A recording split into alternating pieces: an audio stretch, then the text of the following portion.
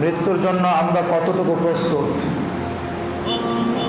মৃত্যুর জন্য আমরা কতটুকু প্রস্তুত, এর উপরে কিছু কথা বলার চেষ্টা করব ইনশাআল্লাহুল আজিজ। প্রত্যেকেই মনোযোগ সহকারে মনের আবেগ ঢেলে দিয়ে চক্ষু দৃষ্টি আমার দিকে রেখে আলোচনাগুলো শ্রবণ করার চেষ্টা করবেন ইনশাআল্লাহ। যেন আলোচনা থেকে আমি সহ আপনারা প্রত্যেকেই, আমি আপনি প্রত্যেকেই উপকৃত হতে পারি। আল্লাহ আমাদের সে তৌফিক দান করুন, আমিন। মৃত্যু একটা বৃক্ষের নাম, বা মৃত্যু একটা বিষয়ের নাম, মৃত্যু একটা বস্তুর নাম। বৃক্ষের নাম বললাম এই জন্যই যে আমাদের চারিদিকে নিজের হাতে কত গাছ রোপণ করেছি, কত বৃক্ষ রোপণ করেছি। সেই বৃক্ষর মধ্য থেকে এমন কত বৃক্ষকে নিজ হাতে জবেহ করেছি, আবার এমন কত বৃক্ষ নিজে নিজে মারা গেছে। নিজে নিজে মারা গিয়ে তার পাতাগুলো নিজে নিজে ঝরে পড়ে গেছে। এরকম কত দৃশ্য আমাদের বাড়ির পাশের বাঁশঝাড়ে দেখতে পারি। আমাদের বাড়ির চতুর্পাশে, রাস্তাঘাটে চতুর্পাশে, রাস্তায় বা যে কোনো জায়গায় গাছের নিচে গেলে আমরা দেখতে পারি সেই বিশাল গাছের মধ্যে যে পাতা হয়, ওই পাতারও কীভাবে মৃত্যু হয় এবং সেটা কত অবহেলায় পড়ে থাকে। ঠিক মৃত্যু নামক একটা বিষয় প্রত্যেকটা মাখলুকের পিছনে ধাওয়া করছে। আল্লাহ তাবারক ওয়া তাআলা পবিত্র কোরআনুল কারীমে বলেছেন, তোমার ঘাড়ের রগটা, তোমার ঘাড়ের রগ তোমার যত নিকটে, মৃত্যু তার চেয়ে অনেক অনেক বেশি নিকটে। যে মৃত্যুকে নিয়ে আমরা ঘুরছি, যেই মৃত্যুটাকে নিয়ে আমি আর আপনি ঘুরছি, সেই মৃত্যুর জন্য আমরা কতটুকু প্রস্তুত? পরকালে যেতে আমরা কতটুকু প্রস্তুত? হাসান আল বসরি রাহিমাহুল্লাহ তিনি মৃত্যুর ব্যাপারে বলতে গিয়ে বলেছেন যে দুনিয়াটা হচ্ছে একটা স্বপ্ন, আর মৃত্যুটা হচ্ছে সে স্বপ্ন ভেঙে যাওয়া। স্বপ্ন দেখছে ঘুমের মধ্যে, আর ঘুম হঠাৎ ভেঙে গেল, মৃত্যুর মাধ্যমে ঘুম ভেঙে যাবে। অতঃপর আমারও আপনার স্থায়ী ঠিকানা কবরের বাসিন্দা আমি আর আপনি। মানে মূল জীবনটা আমাদের কোথায়? পরকালে। এটা আল্লাহ কোরআনুল কারীমে এত বেশি এই কথাটা বলেছেন যে ইন্নামাল হায়াতুদ দুনিয়া লাহিবু ওয়া লাহব, যে দুনিয়াটা হচ্ছে একটা ধোঁকার বস্তু মাত্র, একটা প্রতারণার বস্তু মাত্র। এটা তোমাকে বিভিন্ন স্বপ্ন দেখাবে, এটা তোমাকে বিভিন্ন আশা দেখাবে, এটা তোমাকে রঙিন রঙিন স্বপ্ন তোমাকে প্রতিনিয়ত তোমার সামনে উপস্থিত করবে। কাজ শুধু একটাই, তোমাকে মৃত্যু থেকে দূরে রাখা। কাজ শুধু একটাই, তোমাকে মালিকের কাছ থেকে দূরে রাখা। কথাটা আল্লাহ সুবহানাহু ওয়া তাআলা কোরআনুল কারীমে বহুবার বলেছেন যে ইন্নামাল হায়াতুদ দুনিয়া লাহিব, যে দুনিয়াটা হচ্ছে ছলনার জায়গা, দুনিয়াটা হচ্ছে ধোঁকার জায়গা, প্রতারণার জায়গা। দুনিয়াটা হচ্ছে একটা প্রতারণার বস্তু মাত্র। তো আমরা প্রতিনিয়ত জ্ঞানী অজ্ঞানী, ইচ্ছায় অনিচ্ছায়, সজ্ঞানে আমরা প্রত্যেকেই প্রতারিত হচ্ছি দুনিয়ার কাছে। দুনিয়ার কাছে আমরা প্রতারিত হচ্ছি, আর নিজে নিজে নিজেকে অনেক পণ্ডিত বা জ্ঞানী মনে করি, কিন্তু প্রতিনিয়তই আমরা মৃত্যুর কাছেই প্রতারিত হচ্ছি, দুনিয়ার কাছে প্রতারিত হচ্ছি। দুনিয়া আমাকে স্বপ্ন দেখাচ্ছে, দুনিয়া আমাকে লোভের দিকে ডাকছে, দুনিয়া আমাকে অহংকারের দিকে ডাকছে, দুনিয়া আমাকে পাপ পঙ্কিলতার দিকে ডাকছে, আর আমি দুনিয়ার ডাকে সাড়া দিয়ে সেদিকেই পা বাড়িয়ে দিচ্ছি। একবারই চিন্তা করলাম না কি ছিল আমার অস্তিত্ব, কোথায় ছিল আমি, কোথায় ছিলাম, কোথা থেকে এসেছি, এখনই বা আমার পজিশন কি। আমি আপনাকে জিজ্ঞাসা করি, আমি সহ প্রত্যেকে যদি প্রত্যেককে এই প্রশ্ন করি যে আমার হাতের মালিক কে? আমার আর আপনার হাতের মালিক কে? এই দেহের মালিক কে? এই দেহের মধ্যে যত কিছু আছে সব কিছুর মালিক কে? এই দেহের মধ্যে যেই প্রাণ দিয়েছেন, যে জীবন দিয়েছেন, সেই জীবনটা কার?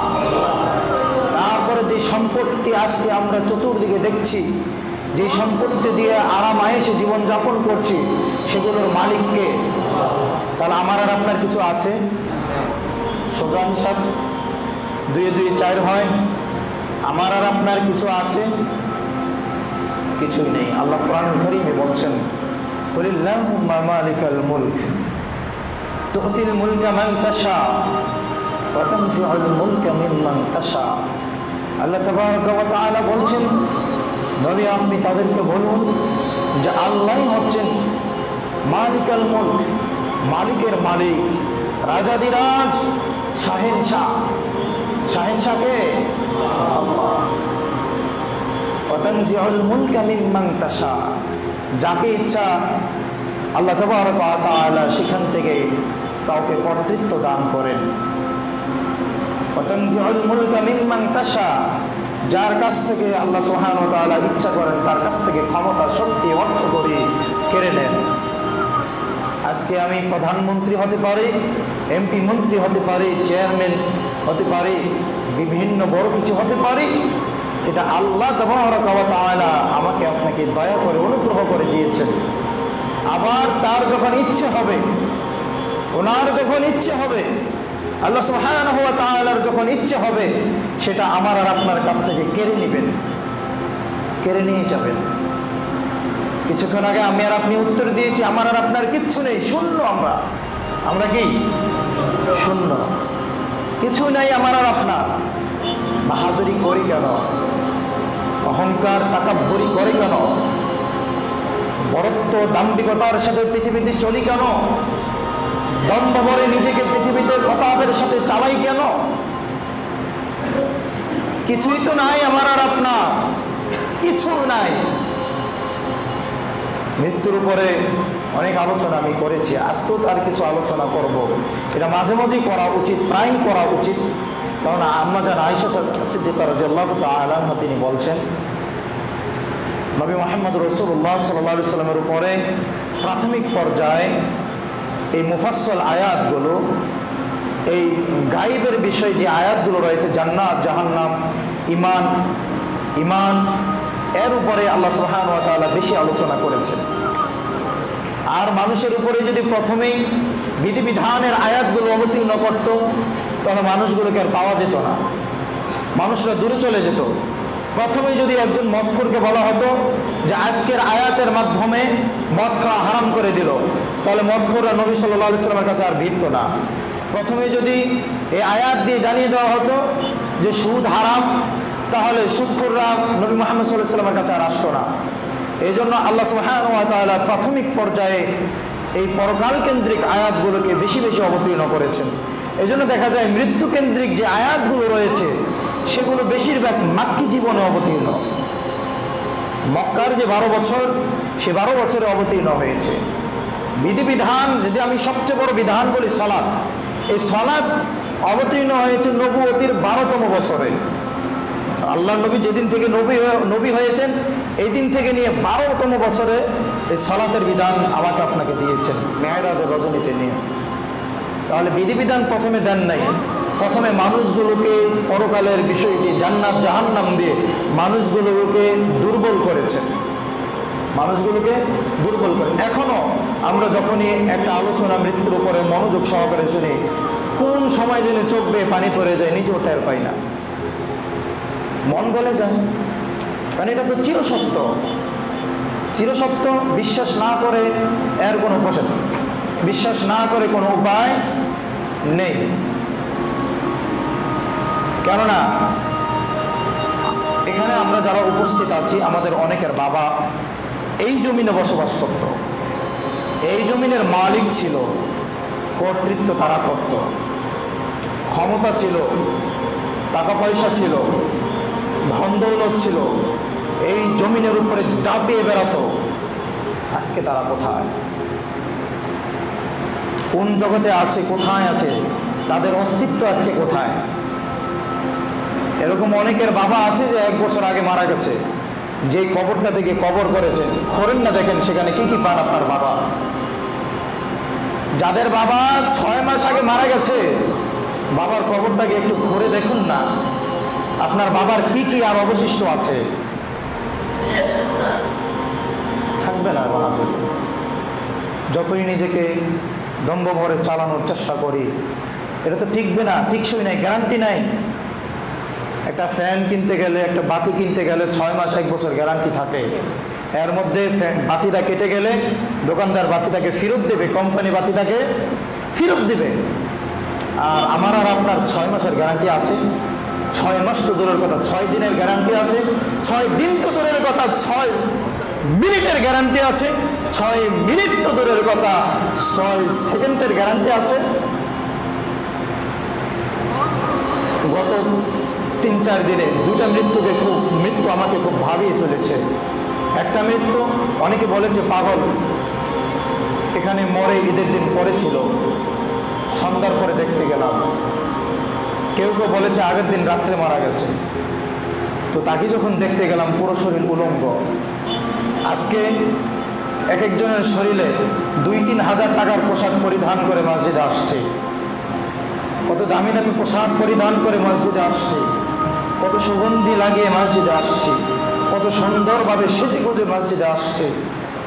প্রাণটা যদি আজকেই বের হয়ে যায়, প্রাণটা যদি আজকেই বের হয়ে যায়, এই পোশাক আমার আর আপনার গায়ে থাকবে? থাকবে? এই প্রাণটা যদি আজকেই বের হয়ে যায়, ওই লাশটাকে দেখার পরে মনে হয়েছিল আমিও তো মারা যাব, আমার দেহটাও পড়ে থাকবে, হতে পারে রাস্তায়, হতে পারে বাগানে, হতে পারে বাড়িতে, যে কোনো জায়গায় পড়ে থাকবে, পরেই থাকবে। যেখানেই মরি না কেন দেহটা কিন্তু পরেই থাকবে। নিজের ইচ্ছায় আর কিছু করার ক্ষমতা থাকবে না, নিজের মতো করে আর কিছু করার ক্ষমতা থাকবে না। নিজের পরার পোশাকগুলো সেই আল্লাতে সাজানো থাকবে, নিজের দেহের পোশাকগুলো ডয়ারের মধ্যে সাজানো থাকবে, নিজের ব্যবহৃত সমস্ত আসবাবপত্র প্রত্যেকের জায়গা দখল করে সেই জায়গায় থাকবে। কিন্তু যাকে ঘিরে এত আসবাবপত্র, সে পরে থাকবে, সে পরে থাকবে। কিসের এত বাহাদুরি, কিসের এত তাকাব্বুরি? সম্মানিত মসজিদে মসজিদের একরাম, পরকালের বিষয় বলতে গেলে আমাদের প্রথমত যে বিষয়টা খেয়াল রাখতে হবে, প্রকৃতপক্ষে আমাদের জীবনটা যেই গতিতে চলছে, সেই গতিতে কিছুটা ভেরিয়েশন আনা উচিত। যে ভুল ভ্রান্তিগুলো রয়েছে সেগুলো শুধরিয়ে সঠিকভাবে পদক্ষেপ ফেলা উচিত। যে কাজকর্মগুলো ভুল আছে সেই কাজকর্মগুলো সংশোধন করা উচিত। এই মনমানসিকতা আমাদের, এই টেন্ডেন্সি আমাদের তৈরি করতে হবে। বলছিলাম লাশটা যখন দেখেছিলাম, লাশটা উলঙ্গ ল্যাংটা পড়েছিল। আজকে আমার আর আপনার কত শরম, কত শরম। যাদের শরম আছে তারা তো প্যান্ট লুঙ্গি দূরের কথা, মহিলাদের সামনে সেন্টু গেঞ্জি পিনতেও যায় না, শরমের কারণে। আমার আপনার কত লজ্জা। প্রত্যেকটা কাজের পিছনেই ভাবি এই কাজটা এভাবে করলে মানুষ কি বলবে। কেন এই কথাটা ভাবি? লজ্জা আছে সেই জন্য। রাসূল করিম সাল্লাল্লাহু আলাইহি ওয়াসাল্লাম বলছেন, আল হায়াউ শু'বাতুন মিনাল ঈমান, আল ঈমানু বিল জান্নাহ। যে আল্লাহ রাসূল সাল্লাল্লাহু আলাইহি ওয়াসাল্লাম বলছেন, ঈমানের 70-এর অধিক শাখা আছে, ঈমানের 70-এর অধিক শাখা আছে, এবং তার মধ্যে অন্যতম হচ্ছে লজ্জা। পরে বলছেন আল হায়াউ বিল ঈমান ওয়াল ঈমানু বিল জান্নাহ, যে লজ্জাই হচ্ছে ঈমান এবং ঈমানই হচ্ছে জান্নাত। অন্য হাদিসে রাসূল সাল্লাল্লাহু আলাইহি ওয়াসাল্লাম বলছেন যে লজ্জা এবং ঈমান দুইটা পরস্পর এভাবে লেগে আছে। আল্লাহর নবী হাত দুটার আঙ্গুল দুটা একত্রিত করে দেখিয়ে বললেন, লজ্জা এবং ঈমান এই দুটা পরস্পর এভাবে লেগে আছে। লজ্জা চলে গেলে ঈমান চলে যায়, ঈমান চলে গেলে লজ্জা চলে যায়। আর লজ্জা যখন মানুষের থাকবে না, তখন পৃথিবীর সব কাজে তার কাছে বৈধ মনে হবে। হালাল কি হারাম কি সে তোয়াক্কা করবে না, সব কিছুই তার কাছে বৈধ মনে হবে।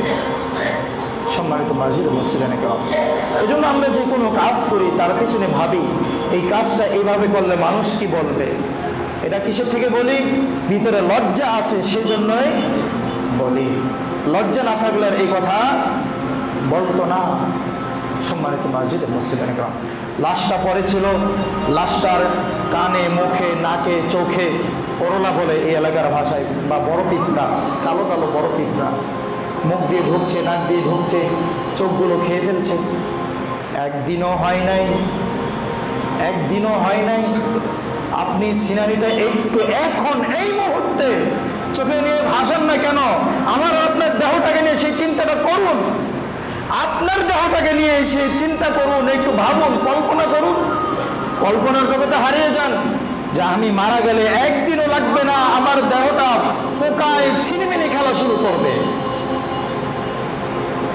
ছিঁড়ে ফেলবে, খেয়ে ফেলবে, আমার আর আপনার এটা ভাব থাকবে না। একদিনও হয় নাই, করোনায় তার নাক মুখ চোখে ঢোকে, চোখ খেয়ে ফেলছে, ঠোঁট খেয়ে ফেলছে, উলঙ্গ পরে আছে, শরম নাই, লজ্জা নাই। আজকে যে দামি পোশাক আমি পরেছি, যদি আমি মারা যাই আমার এই দামি পোশাক আমার দেহে আর রাখবে না। বাজার থেকে ৮-৯ গজ কাপড় কিনে আনবে আমার আর আপনার জন্য সাদা কাপড়। ওই কাপড় দিয়ে আমি আর আপনি পাঞ্জাবি বানাই না কেন? কম দামি কাপড়। ওই কাপড় দিয়ে আমি আর আপনি পোশাক তৈরি করি না কেন? সেটা কম দামি পোশাক। কিন্তু যত বড় লোকই হোক না কেন, যত টাকা পয়সা ধন দৌলত থাক না কেন, তাকে ওই পোশাকই পরতে হবে। প্রাণটা শুধু বের হলেই দামি পোশাক শরীরে থাকবে না, শরীরে দামি পোশাক রাখতে পারবো না, এমন কোন ক্ষমতা সেদিন আমার থাকবে না। আমার টাকায় কেনা পোশাক, আমার টাকায় তৈরি পোশাক আমার দেহ থেকে খুলে ফেলার অধিকার তোমাকে কে দিয়েছে? কে দিয়েছে? এমন কোন শক্তি, এমন কোন কথা বলার ক্ষমতা, এমন কোন ধমক দেওয়ার ক্ষমতা সেদিন থাকবে না। বলতে পারবো না বসুন্ধরা থেকে, যমুনা ফিউচার পার্ক থেকে দামি দামি ব্র্যান্ডের পোশাক কিনে আজকে এই দেহে আমি ঝুলিয়েছি। তোমাকে কে বলেছে আমার দেহ থেকে পোশাক খুলে নিতে? আমি টাকা উপার্জন করেছি, আমার টাকায় ক্রয় করেছি, তুমি আমার পোশাক খোলার কে? পারবো সেদিন বলতে? এটা পারবো সেদিন এটা বলতে? পারবো না। মৃত্যু এক চির সত্য, চির বাস্তব এক বিষয়। আমরা কতদিন বা কতক্ষণ বা কত মুহূর্ত আমরা এই মৃত্যুর কথা নিয়ে কল্পনা করি, চিন্তা করি? কতটুকু প্রস্তুত আমরা মৃত্যুর জন্য? যেই রাস্তা দিয়ে আমি চলি, এই রাস্তা রাস্তার মতো থেকে যাবে, থাকবো না শুধু আমি। যে পোশাক আমি পরিধান করি সেই পোশাক পোশাকের মতো থেকে যাবে, থাকবো না শুধু আমি। যে প্লেটে আমি ভাত খাই সেই প্লেট প্লেটের মতো থাকবে, পরিবারের সদস্যরা প্লেট দেখে মনে করবে আজকেও যদি বেঁচে থাকতো এই প্লেটে তাকে খাবার দিতাম, আজকে সে নাই। পরিবারের সদস্যরা মনে করবে ওই প্লেট প্লেটের মতো থেকে যাবে, থাকবো না শুধু আমি। আমার পার্সোনাল গ্লাস, যেই গ্লাসে করে শুধুমাত্র আমি পানি পান করি, আমি আর কাউকে পানি পান করতে দেই না, ওই গ্লাসের কথা, ওই গ্লাসটা দেখে তারা আমার কথা মনে করবে, কিন্তু ওই গ্লাসের জায়গায় থেকে যাবে, থাকবো না শুধু আমি। আমি যেই খাটে ঘুমাতাম, আমি যেই বালিশে ঘুমাতাম, আমার বালিশ আমার মতো থেকে যাবে, বালিশ বালিশের মতো থেকে যাবে, বিছানা বিছানার মতো থেকে যাবে, বেডশিট বেডশিটের মতো থাকবে, উপরের ফ্যান সেই আগের মতো ঘুরবে, ঘরের সেই বাতিটা আগের মতো জ্বলে যাবে। ওই দরজাটা, যেই দরজা দিয়ে প্রতিদিন কয়েকবার ঢুকতাম আর বের হতাম, ওই দরজা প্রতিদিন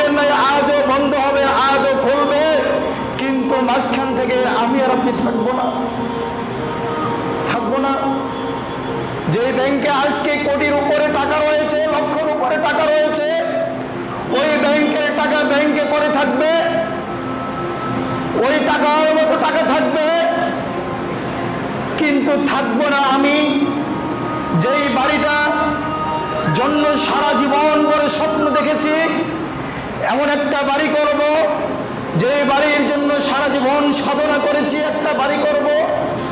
বাড়িটা করেছি ঠিক আছে, কিন্তু ওই বাড়িটা বাড়ির মতো থেকে যাবে, আমাকে প্রত্যেকেই বাড়ি থেকে বের করে দিবে। বলতে পারবো না বাড়িটা আমি করেছি, বাড়ি আমার। আজকে আমার আমার আমার আমার আমার সব আমার আমার আমার আমার আমার করতেই থাকি। আল্লাহ সুবহানাহু ওয়া তাআলা কুরআনুল কারীমের মধ্যে বলছেন, আলহাকুমুত তাকাসুর হাত্তা যুরতুমুল মাকাবির।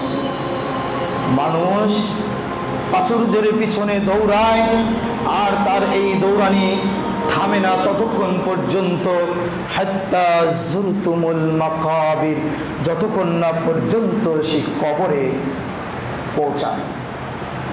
কবরে পৌঁছানো পর্যন্ত মানুষ আমার আমার আমার আমার এর পিছনেই দৌড়ায়।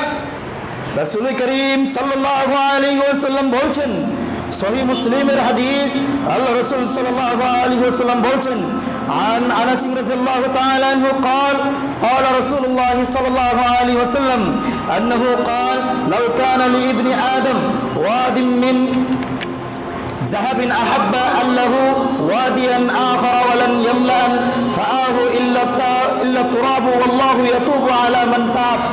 আল্লাহ রাসূল সাল্লাল্লাহু আলাইহি ওয়াসাল্লাম বলছেন, আদম সন্তানের যদি পৃথিবীতে একটা স্বর্ণের পাহাড় থাকে, আদম সন্তানের যদি পৃথিবীতে একটা স্বর্ণের উপত্যকা হয়, আদম সন্তান পৃথিবীতে চায় তার আরো দুটি স্বর্ণের উপত্যকা হোক। রাসূল সাল্লাল্লাহু আলাইহি ওয়াসাল্লাম অন্য এক হাদিসে বলছেন, আদম সন্তান পৃথিবীতে শুধু বলে এটা আমার, ওটা আমার, এটা আমার, ওটা আমার, এটা বলতেই থাকে। অথচ রাসূল সাল্লাল্লাহু আলাইহি ওয়াসাল্লাম বলছেন, চারটি জিনিস মাত্র সে তার নিজের। কয়টা জিনিস? চারটা জিনিস মাত্র তার নিজের। এক নাম্বার, সে যা খায় এটা তার নিজে খায়। দুই নাম্বার, সে যা পড়ে এটা তার নিজের, এটা যদি ব্যবহার করে শেষ হয়ে যায় তাহলে নিজের, আর যদি ব্যবহার করে শেষ না হয় তাহলে অন্যের হয়ে যাবে। তারপরে রাসূল সাল্লাল্লাহু আলাইহি ওয়াসাল্লাম বলেছেন, সে যা খরচ করে তার পরিবারের পিছনে সেটা তার নিজের। 4 নম্বরে রাসূল সাল্লাল্লাহু আলাইহি ওয়াসাল্লাম বলছেন, সে যা আমল করে এটা তার নিজের, সে যা আমল করে এটা তার নিজের। হাজার হাজার কোটি টাকা যদি জীবনে উপার্জন করি, হাজার হাজার কোটি টাকা যদি জীবনে উপার্জন করি, বিল গেটসের মতো যদি বড়লোক হয়ে যায়, বিশ্বের 1 নম্বর ধনী হয়ে যায়, মার্ক জাকারবার্গের মতো যদি বিশ্বের 2-3 নম্বর ধনী হয়ে যায়, মৃত্যুর সাথে সাথে সেগুলোর মালিক আর সে থাকে, আর সেগুলোকে সে মারা গেলে আর নিতে পারবে? একটা টাকা নিয়ে যেতে পারবে? কোনোটাই নিয়ে যেতে পারবে না, কোনোটাই নিয়ে যেতে পারবো না। আব্দুল্লাহ ইবনে আব্বাস রাদিয়াল্লাহু তাআলা আনহু থেকে বর্ণিত, রাসূলুল্লাহ সাল্লাল্লাহু আলাইহি ওয়াসাল্লাম বলছেন, রাসূলুল্লাহ সাল্লাল্লাহু আলাইহি ওয়াসাল্লাম বলছেন যে একদিন আমরা, এটা আবু হুরায়রা থেকে হাদিসটা বর্ণিত, একদিন আমরা আল্লাহ রাসূল সাল্লাল্লাহু আলাইহি ওয়াসাল্লামের সাথে একটা বাজারের পাশ দিয়ে যাচ্ছিলাম। বাজারের অদূর পাশে দেখতে পেলাম একটা ছাগলের বাচ্চা মরে পড়ে আছে, একটা ছাগলের বাচ্চা মরে পড়ে আছে। ওই ছাগলের কান কাটা ছিল। রাসূল সাল্লাল্লাহু আলাইহি ওয়াসাল্লাম তাদেরকে ওই ছাগলের কাছে নিয়ে গেলেন। একটু উপলব্ধি করবেন, একটু উপলব্ধি করার নিবেদন আমি আপনাদেরকে করছি। রাসূল সাল্লাল্লাহু আলাইহি ওয়াসাল্লাম তাদেরকে নিয়ে গেলেন ওই মরা কানকাটা ছাগলের কাছে। গিয়ে সাহাবীদের উদ্দেশ্যে সাহাবীদেরকে প্রশ্ন করলেন, ও আমার সাহাবারা, তোমাদের মধ্যে কে আছে এই মরা কানকাটা ছাগলটা 1 দিনারের বিনিময়ে, 1 দিরহামের, দিনার নয়, দিনার মানে স্বর্ণ, দিরহাম মানে রৌপ্য, কম দামি, 1 দিরহামের বিনিময়ে এই মরা কানকাটা ছাগল থেকে ক্রয় করবে। সাহাবীরা আল্লাহ রাসূল সাল্লাল্লাহু আলাইহি ওয়াসাল্লামের চেহারার দিকে তাকিয়ে উত্তর দিলেন যে আল্লাহর নবী, কি করে আমরা এই ছাগলটা 1 দিরহামের বিনিময়ে কিনতে পারি? কি করে আমরা এটা ক্রয় করতে পারি? এটা মরা বাচ্চা ছাগল, কান কাটা, পচে দুর্গন্ধ বের হচ্ছে, এটা এমন কেউ নাই যে এটা কিনবে। রাসূলুল্লাহ সাল্লাল্লাহু আলাইহি ওয়াসাল্লাম যে উদ্দেশ্য করে প্রশ্ন করেছিলেন, সে উদ্দেশ্য উত্তর এবার তিনি দিচ্ছেন। তোমাদের মধ্যে কেউ কেউ আছে এটা মাগনা নিবে, ফ্রিতে নিবে? সাহাবা বললেন না, না, এটা আমাদের কারো কোনো প্রয়োজনে আসবে না। অতঃপর আল্লাহ রাসূল সাল্লাল্লাহু আলাইহি ওয়াসাল্লাম জিজ্ঞেস করলেন, এই উপস্থিত সাহাবী, তোমাদের কাছে এই ছাগলের মূল্যটা যত কম, এই মরা কান কাটা ছাগলটা যত তুচ্ছ, যত কম দামি, যত তুচ্ছ, যত তুচ্ছ, আল্লাহ সুবহানাহু ওয়া তাআলার কাছে এই দুনিয়াটা তার চাইতে কম দামি। এখান থেকে আমি আর আপনি কি বুঝেছি? উপলব্ধির শক্তি, উপলব্ধির ক্ষমতা আমাদেরকে আছে? আমরা কি আসলে প্রকৃত যে শিক্ষাটা এখানে রয়েছে সেটা নিজে নিজে নিতে পেরেছি? যদি নিতে পারতাম তাহলে সমাজ, দেশ, জাতি কবে ঠিক হয়ে যেত। আল্লাহর নবী বললেন, এই ছাগলটা তোমাদের কাছে যেমন মূল্যহীন, এই মরা কানকাটা ছাগলটা তোমাদের কাছে যেমন মূল্যহীন, আল্লাহ তাবারক ওয়া তাআলার কাছে, আল্লাহ তাবারক ওয়া তাআলার কাছে এই পৃথিবীটা তার চেয়ে বেশি মূল্যহীন। অন্য এক হাদিসে আল্লাহ রাসূল সাল্লাল্লাহু আলাইহি ওয়াসাল্লাম বলছেন, আজকে এক টুকরো জমির জন্য, আজকে একটা বাড়ির জন্য, একটা দামি বাহনের জন্য, দামি গাড়ির জন্য, দামি দামি পোশাকের জন্য কত পরিশ্রম, কত কিছু করছি, কত কিছু করছি, অথচ যেগুলোর জন্য করছি সেগুলোর মূল্যটা কেমন আরেকটা হাদিসে দেখেন। মিশকাতুল মাসাবি এই হাদিসটি আসছে, রাসূলুল্লাহ সাল্লাল্লাহু আলাইহি ওয়াসাল্লাম বলছেন, আল্লাহ সুবহানাহু ওয়া তাআলার কাছে, আল্লাহ সুবহানাহু ওয়া তাআলার কাছে যদি এই পৃথিবীর মূল্য একটা মাছি এবং সেই মাছির একটি ডানা, সেই মাছির একটি পাখা, একটা মাছি, মাছির দাম কত? 1 কোটি টাকা, 100 কোটি টাকা মাছির দাম। একটা মাছির দাম কত? 1 টাকা দিয়ে কেউ কিনবেন? 1 পয়সা দিয়ে কেউ কিনবেন? 0.000000 যত দশমিক বসাই না কেন, তারপরও শেষে যে সংখ্যা আসবে সেই সংখ্যা দিয়ে ওকে একটা মাছিকে কিনবো?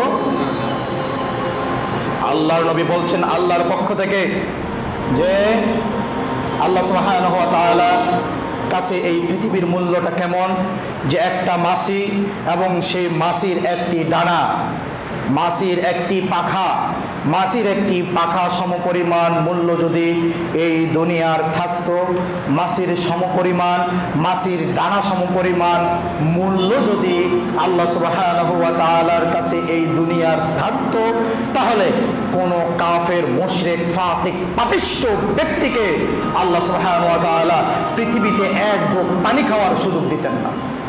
নাউজুবিল্লাহ। তাহলে আমরা দেখতে পাচ্ছি ছোট পাপী, বড় পাপী, অনেক বড় পাপী, পাপী পাপী পাপী এত পাপ করেছে, দুনিয়া আসমান পাপ করে ভরে ফেলেছে, সে পৃথিবীতে আরামে আয়েশে জীবনযাপন করছে। হিসাব সোজা হিসাব করেছেন, হিসাবটা করেছেন।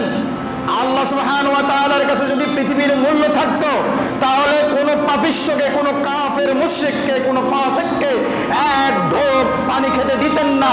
এখন তারা খাচ্ছে তো খাচ্ছে, শুধু সাদা পানি খায় না, কালা পানি খায়, লাল পানি খায়, গন্ধ পানি খায়, সুগন্ধ পানি খায়, সমস্ত পানি খায়, শুধু পানি খায় না, কত কিছু পৃথিবীতে তারা খায়, হাজার রকমের আইটেম তারা খায়, হাজার রকমের আইটেম তারা খায়, লক্ষ রকমের আইটেম তারা খাচ্ছে। আজকে তারা তো আল্লাহ তাবারক ওয়া তাআলার কথা মতো অশান্তিতে নাই। আপনি কি বুঝতে পারেন না এই অঙ্কটা? 2 2 4 হয়। আল্লাহর কাছে যদি দাম থাকতো তাহলে তাকে খেতে দিতেন না। আল্লাহর কাছে দাম নাই বলেই আজকে আমি আর আপনি খাচ্ছি। আল্লাহর কাছে দাম নাই বলে আমি আর আপনি খাচ্ছি। আর সেই দুনিয়ার জন্য করছিটা কি? আজকে জুমার সালাতেই মসজিদ ভরে গেছে। 2 রাকাত সালাতের জন্য, আপনার জন্য ফজরেও 2 রাকাত সালাত ফরজ ছিল। কে কে পড়েছেন? আপনার এমন কোন নিশ্চয়তা ছিল যে আজকে জুমা পর্যন্ত আপনি বেঁচে থাকবেন? নিশ্চয়তা ছিল কি? কোন ফেরেশতা, কোন শয়তান আপনার কাছে ওহী নিয়ে আসছে যে বাবা তুমি আরো অনেকদিন বাঁচবা? চিন্তা করো না, চিন্তার কিছু নেই, হতাশ হয়েও না, তুমি অনেকদিন বাঁচবা। একদিন হঠাৎ করে আল্লাহর কাছে তওবা করে নিও। আল্লাহর কাছে ক্ষমা চাইলে যখনই ক্ষমা চাইবা তখনই মাফ করে দিবা, মাফ করে দিবে। এখন চাওয়ার প্রয়োজন কি? এখন 2 হাতে টাকা উপার্জনের সময়, এখন আনন্দ ফুর্তির সময়, এখন নাচ গানের সময়, এখন বড়ি খাওয়ার সময়, গাঞ্জা খাওয়ার সময়, মদ খাওয়ার সময়, এখন সুদ খাওয়ার সময়, ঘুষ খাওয়ার সময়, দুর্নীতি করার সময়, জুলুমবাজ করার সময়। এখন তুমি যা ইচ্ছা তা করে সম্পদ উপার্জন করো। এক সময় তুমি ঠিক হয়ে আল্লাহর কাছে চাইবা, আল্লাহ তোমার মাফ করে দিবা, তখন তুমি জান্নাতে চলে যাইবা। কত সহজ হিসাব আমার আর আপনার। সহজ হিসাব না? এই সুযোগ কি আছে? একটা ছেলে কলরবে গান করত, মাহফুজ আলম, বয়স হয়েছে মাত্র 23 বছর। ওই ছেলেটা আগের দিনও গজলের শুটিং করেছে। আগের দিনও কলরব শিল্পী গোষ্ঠীর নাম তো সবাই জানি, আমরা গজল শুনি। আগের দিন জনপ্রিয় মানে সিনিয়র মানে ভালো কয়েকজন শিল্পীর মধ্যে 4-5 জনের মধ্যে সে একজন। আগের দিনও শুটিং করেছে সে। ঈদের গজল রিলিজ হবে, ঈদের আগের দিন 7 পায় সে মারা গেছে। ও যুবক ভাইয়েরা, ও যুবক ভাইয়েরা, কানটা খাড়া করো, বিবেককে প্রশ্ন করো, বিবেককে তুমি প্রশ্ন করো যে তুমি যে এই গতিতে চলছো আর তুমি কতদিন পৃথিবীতে বাঁচবা এই গতিতে চলে, এবং তোমার পরকালে কি হবে।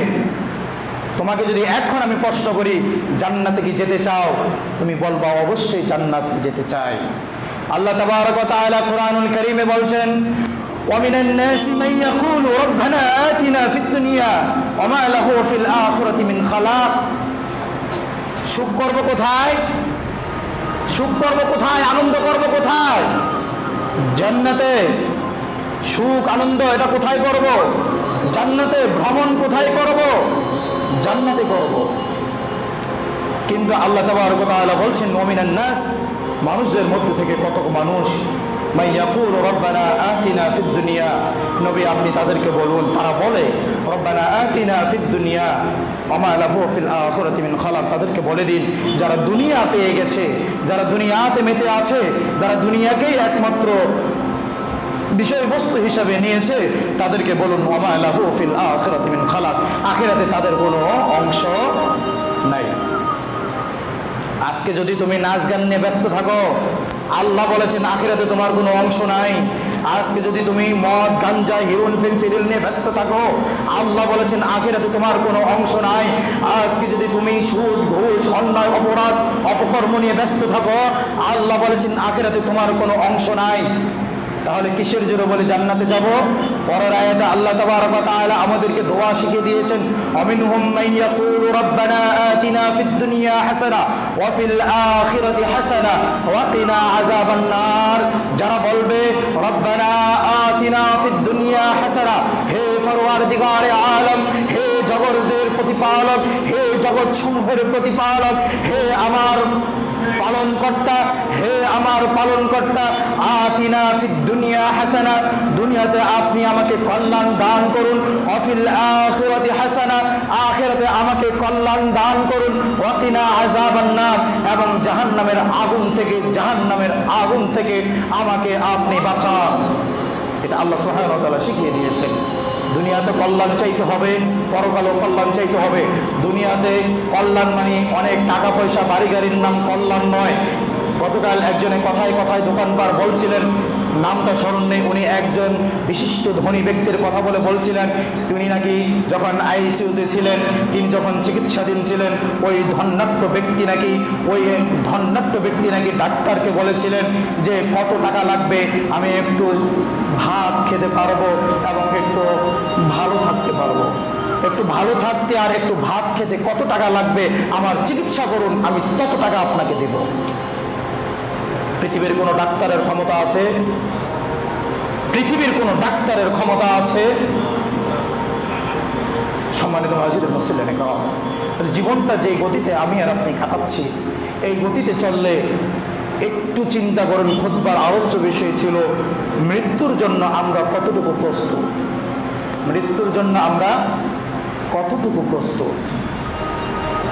আমার আমল নামায় নামাজ আছে ঠিক মতো, আমার আমল নামায় সিয়াম আছে ঠিক মতো, আমার আমল নামায় যাকাত আছে ঠিক মতো, আমার আমল নামায় মিথ্যা নাই তো, আমার আমল নামায় সগুলখড়ি নাই তো, আমার আমল নামায় মানুষের গীবত তুহমত অপবাদ এগুলো নাই তো, আমার আমল নামার মধ্যে সুদের পাপ নাই তো, আমার আমল নামার মধ্যে ঘুষের পাপ নাই, আমার আমল নামার মধ্যে বড় কোনো পাপ নাই, আমার আমল নামার মধ্যে খালি নেকি আর নেকি, এরকম কি আমরা করতে পেরেছি? এখন আমাদের আমল নামার খাতাটা, আমল নামার খাতাকে আমরা সমৃদ্ধ করতে পেরেছি? আমার আমল নামায় কি পরিমাণ নেক আছে আর কি পরিমাণ পাপ আছে, সেগুলো দিয়ে কি আমি হিসাব নিকাশ করে আল্লাহ সুবহানাহু ওয়া তাআলার কাছে ক্ষমা চেয়ে তাকে সন্তুষ্ট করে জান্নাতে যেতে পারবো? একটু হিসাবটা চুকিয়ে নেন। রাসূল করিম সাল্লাল্লাহু হাদিসটার অনুবাদ করে আজকে শেষ করব। ধৈর্য সহকারে হাদিসের অনুবাদটা শুনি। রাসূল করিম সাল্লাল্লাহু আলাইহি ওয়াসাল্লাম সাহাবীদেরকে উদ্দেশ্য করে প্রশ্ন করছেন, ও আমার সাহাবারা, ও আমার সাহাবারা, তোমরা কি জানো কে সবচেয়ে বেশি গরিব? তোমরা কি জানো? এটা আবু হুরায়রা থেকে বর্ণিত মিশকাতুল মাসাবিহ আসছে যে আল্লাহ রাসূল সাল্লাল্লাহু আলাইহি ওয়াসাল্লাম জিজ্ঞাসা করছেন, ও আমার সাহাবারা, তোমরা কি জানো কে সবচেয়ে বেশি হতদরিদ্র, গরিব, অসহায়? রাসূলুল্লাহ সাল্লাল্লাহু আলাইহি ওয়াসাল্লামের প্রশ্নের উত্তরে সাহাবীরা বললেন, আমরা তো জানি যার টাকা নাই সেই গরিব, যার বাড়ি নাই সেই গরিব, যার পোশাক নাই সেই গরিব, যার বাসস্থান নাই সেই গরিব, যার ধন সম্পদ নাই সেই গরিব। রাসূল সাল্লাল্লাহু আলাইহি ওয়াসাল্লাম বলছেন, না, তোমাদের এই থিওরি ঠিক নয়, তোমাদের এই উত্তর ঠিক নয়। প্রকৃত গরিব হচ্ছে কিয়ামতের দিন এক শ্রেণীর ব্যক্তি আল্লাহ সুবহানাহু ওয়া তাআলার কাছে আসবে, এক শ্রেণীর ব্যক্তি আল্লাহ সুবহানাহু ওয়া তাআলার কাছে আসবে, এসে তাদের আমলনামায় নামাজ থাকবে, রোজা থাকবে, হজ থাকবে, যাকাত থাকবে, দান সদকা থাকবে, অনেক অনেক ভালো আমল থাকবে। কিন্তু দুনিয়াতে সে মানুষকে অন্যায়ভাবে ধমক দিয়েছে, দুনিয়াতে সে অন্যায়ভাবে মানুষকে গালিগালাজ করেছে, দুনিয়াতে সে মানুষের সাথে ঝগড়া করেছে, দুনিয়াতে সে মানুষের জায়গা জমিন জোর জবরদস্তিভাবে দখল করেছে, দুনিয়াতে সে মানুষের হক নষ্ট করেছে, দুনিয়াতে সে মানুষকে মারপিট করেছে। আল্লাহ সুবহানাহু ওয়া তাআলা কিয়ামতের মাঠে ওই আমলদার ব্যক্তিকে এত নিঃস্ব করে দিবেন, ওই আমলদার ব্যক্তিকে এত দুর্বল অসহায় করে দিবেন, ওই আমলদার ব্যক্তিকে এত নিঃস্ব করে দিবেন, ওই আমলদার ব্যক্তিকে এত গরীব করে দিবেন। রাসূলুল্লাহ সাল্লাল্লাহু আলাইহি ওয়াসাল্লাম বলছেন, সে যাকে ধমক দিয়েছে তার আমলনামা থেকে আল্লাহ নেক নিয়ে ওই ধমক যাকে দিয়েছে তাকে দিয়ে দেওয়া হবে, তাকে যাকে গালি দিয়েছে তার আমলনামা থেকে সালাতগুলো নিয়ে তাকে দিয়ে দেওয়া হবে, যাকে মার দিয়েছে তার আমলনামা থেকে দান সদকা যাকাতটা নিয়ে তাকে দিয়ে দেওয়া হবে, যার হক নষ্ট করেছে তার আমলনামা থেকে যত নেক আছে সমস্ত নেক নিয়ে তাকে দিয়ে দেওয়া হবে। এমন অবস্থায় তার আমলনামার খাতা শূন্য হয়ে যাবে, তার নেকের খাতা শূন্য হয়ে যাবে, আমলের পাল্লা শূন্য হয়ে যাবে, আমলের পাল্লা শূন্য হয়ে যাবে। এই শূন্য হয়ে গেল আলহামদুলিল্লাহ বলার উপায় ছিল, কিন্তু আল্লাহর নবী মুহাম্মদুর রাসূলুল্লাহ সাল্লাল্লাহু আলাইহি ওয়াসাল্লাম বলেছেন, শুধু তাই নয়, অতঃপর যদি এমন কোনো পাওনাদার বাকি থাকে, অতঃপর যদি এমন কোনো হকদার বাকি থাকে যার হক সে নষ্ট করেছে, আল্লাহ সুবহানাহু ওয়া তাআলা ওই দিন এমন একটা বিচার করবেন, আল্লাহ সুবহানাহু ওয়া তাআলা ওই দিন ইন্নাল্লাহা ইয়া'মুরুকুম বিল আদলি ওয়াল ইহসান, আল্লাহ সুবহানাহু ওয়া তাআলা প্রত্যেকের প্রতি ন্যায় বিচার করবেন, ইহসান করবেন, কারো প্রতি জুলুম করবেন না। আল্লাহ তাবারক ওয়া তাআলা তার আমলনামায় নেক নাই সেজন্য ন্যায় বিচারটা এত সূক্ষ্মভাবে করবেন। আল্লাহ তাবারক ওয়া তাআলা ওই হকদারের আমল থেকে, হকদারের পাপের আমল থেকে তার পাপগুলো নিয়ে তাকে দিয়ে দেওয়া হবে। যদি আমল দিতে দিতে শূন্য হয়ে যেত, আর কোনো বিষয় সামনে না থাকতো তাহলে চলা যেত, আল্লাহর দয়া তাকে জান্নাত দিয়ে দিতেন। কিন্তু তার অবস্থাটা এমন হবে, আমল যখন নেক আমল যখন শূন্য হয়ে গেল, তখন অন্যের বদ আমল, পাপগুলো, গুনাহগুলো তাকে দিয়ে দেওয়া হবে। নবী বললেন, তার চেয়ে নিঃস্ব, তার চেয়ে হতভাগ্য, তার চেয়ে গরিব আর কেউ নাই। তাহলে আমার আর আপনার হিসাবটা একটু মিলিয়ে নেই, আমি কি আল্লাহর কাছে ধনী হব না গরিব হব? হাদিসটা বলেছিলাম, কুন ফিদ দুনিয়া কাআন্নাকা গরিব আও আবিরু সাবিল। আল্লাহর নবী বলছিলেন আব্দুল্লাহ ইবনে ওমরকে, হে আব্দুল্লাহ ইবনে ওমর, আব্দুল্লাহ ইবনে ওমরের কাঁধে হাত রেখে, ঘাড়ে হাত রেখে আল্লাহর নবী বললেন, কুন ফিদ দুনিয়া কাআন্নাকা গরিব। হে আব্দুল্লাহ ইবনে ওমর, আব্দুল্লাহ ইবনে ওমর হচ্ছে ওমর রাদিয়াল্লাহু তাআলা আনহুর ছেলে। ওমর রাদিয়াল্লাহু তাআলা আনহুর ছেলেকে আল্লাহ নবী বলছেন, হে আব্দুল্লাহ, কুন ফিদ দুনিয়া কাআন্নাকা গরিব, তুমি দুনিয়াতে এমন ভাবে চলো মানুষ যেন তোমাকে দেখে মনে করে তুমি একজন অসহায়, তুমি একজন দুর্বল, তুমি একজন গরিব। তারপরে বলছেন, আও আবিরু সাবিল, তুমি দুনিয়াতে এমন ভাবে চলো মানুষ যেন তোমাকে দেখে মনে করে তুমি একজন মুসাফির, তুমি একজন মুসাফির। মুসাফিরের যেমন স্থায়ী ঠিকানা হয় না, সে এক জায়গায় এরকম খালি চলতেই থাকে। আল্লাহর নবী বললেন, তুমি এমনভাবে পৃথিবীতে চলো মানুষ যেন তোমাকে মনে করে তুমি একজন মুসাফির। তাহলে জীবনটা এইভাবে গড়ে তোলার চেষ্টা করি।